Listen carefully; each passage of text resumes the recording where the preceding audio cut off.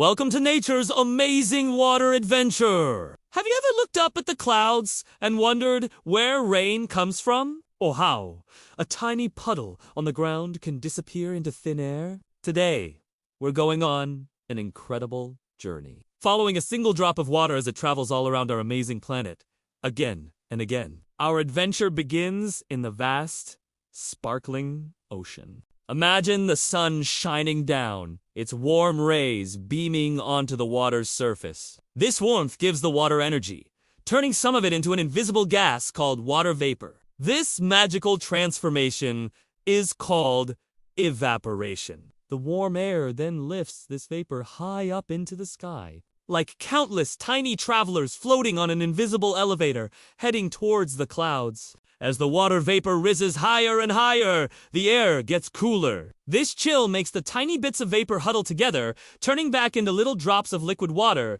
This part of the journey is called condensation. When millions and millions of these tiny droplets gather, they form the beautiful, fluffy clouds we see drifting across the sky. They look so light, but they are carrying a lot of water. But what happens when a cloud gets too full? It can't hold any more water. When the droplets inside become too heavy, they fall back down to Earth.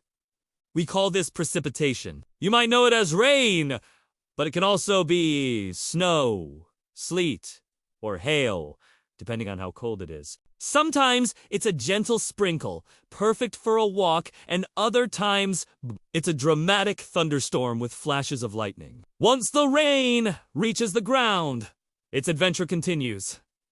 This stage is called collection. The water flows into streams and rivers, which carry it to larger lakes and eventually back to the ocean. Some of it also soaks deep into the ground, becoming ground. This underground water is super important. Helps plants grow strong and provides fresh water for animals and people to drink.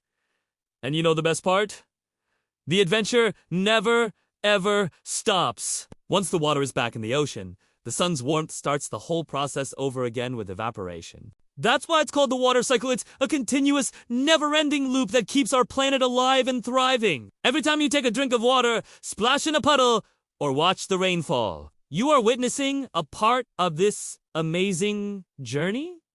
So next time you see a raindrop, remember its incredible story. Thanks for joining our water adventure today. If you enjoyed learning about the water cycle, don't forget to like this video and subscribe for more amazing science explorations. See you next time.